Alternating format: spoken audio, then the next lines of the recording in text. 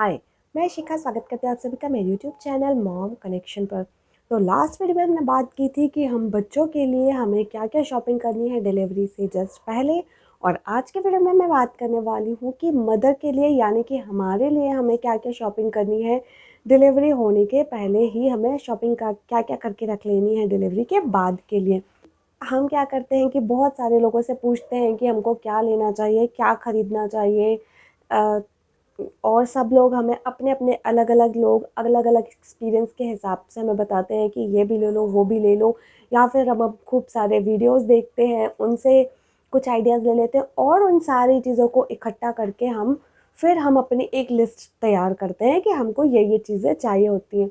और हम अपनी लिस्ट में शामिल कर लेते हैं खूब सारी फैंसी चीज़ों को। और डिलीवरी के बाद मदर के लिए सच में सिर्फ कुछ बेसिक चीज़ों की ही ज़रूरत पड़ती है, बहुत ज़्यादा फैंसी चीज़ों की ज़रूरत नहीं पड़ती है।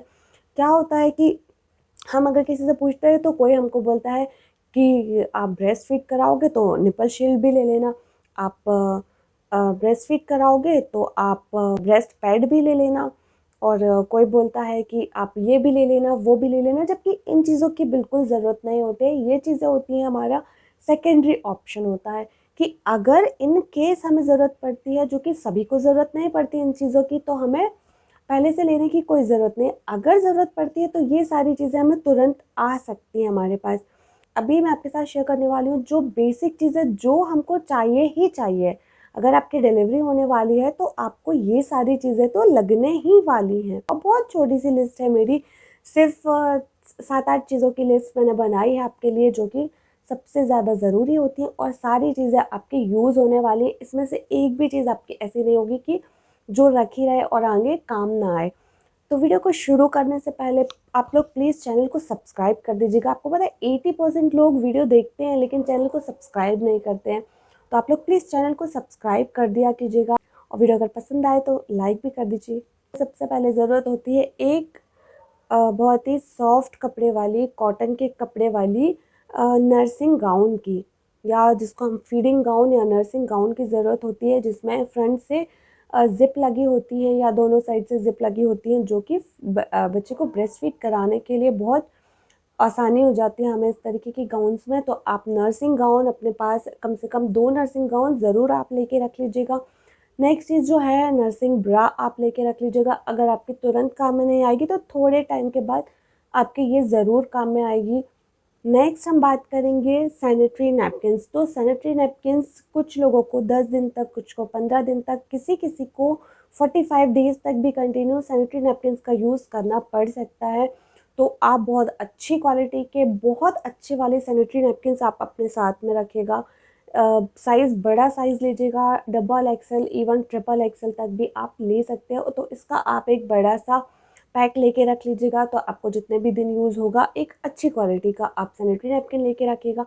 नेक्स्ट हम बात करते हैं पीरियड पैंटी। तो पीरियड पैंटी तो सच में इस टाइम के लिए बहुत ही परफेक्ट है। इसमें क्या होता है कि हम जो नॉर्मल पैंटी यूज़ करते हैं उसमें अगर स्टेन्स लग जाते हैं तो वो बहुत गंदे लगते हैं, और हम घिसने के बाद भी, कितने घिसने के बाद वो स्टेन्स नहीं जाते हैं। और हैवी ब्लीडिंग के लिए पीरियड पैंटी तो सच में बहुत ही अच्छी है। ये क्या होता है, एक अलग तरीके के कपड़े की बनी होती हैं, कुछ इसकी मटेरियल क्वालिटी कुछ अलग होती है, जिसमें स्टेन्स रुकते नहीं हैं।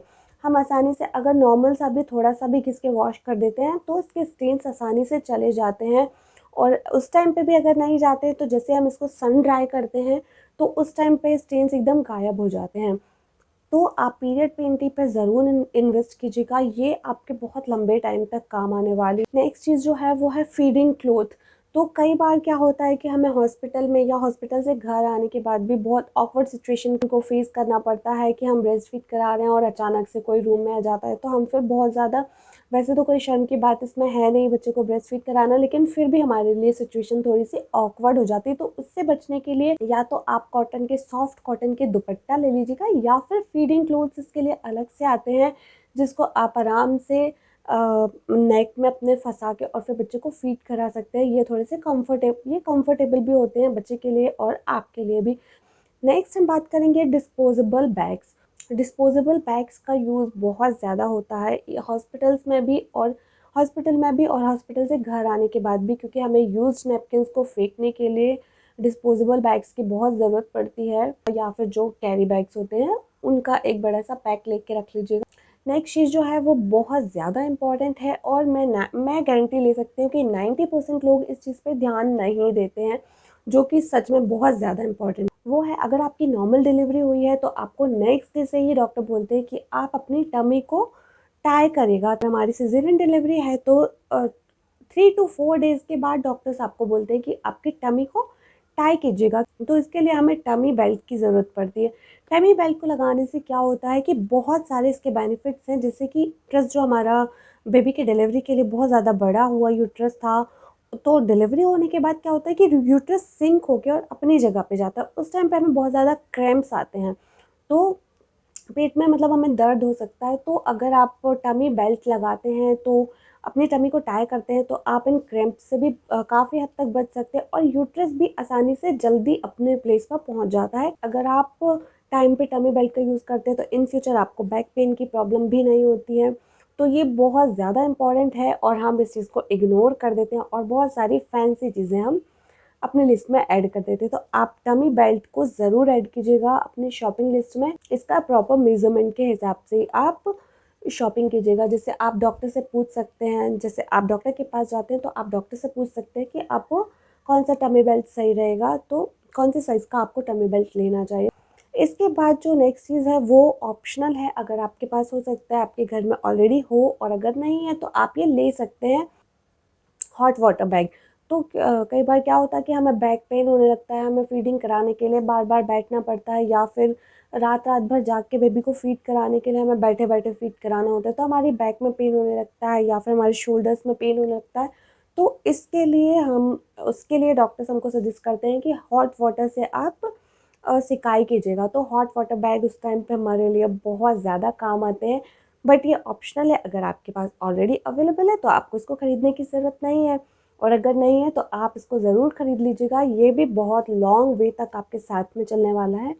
तो ये थी हमारी बहुत इम्पॉर्टेंट चीज़ें कि मदर के लिए आपको ये सारी चीज़ें तो लेनी ही लेनी चाहिए। इसके अलावा भी हो सकता है मैं कोई चीज़ भूल गई हूँ जो कि बहुत इम्पॉर्टेंट हो। अगर आपको लगता है कि मैंने कोई चीज़ मिस कर दी है तो आप कमेंट करके ज़रूर बताइएगा। वीडियो पसंद आया हो तो प्लीज़ लाइक कीजिएगा, चैनल को सब्सक्राइब कीजिएगा और दोस्तों के साथ शेयर कीजिएगा। मिलती हूँ आपसे नेक्स्ट वीडियो, जो कि होने वाला है हॉस्पिटल बैग कैसे रेडी करना है के बारे में। तो मिलती हूँ आपसे नेक्स्ट वीडियो के साथ, तब तक के लिए बाय बाय।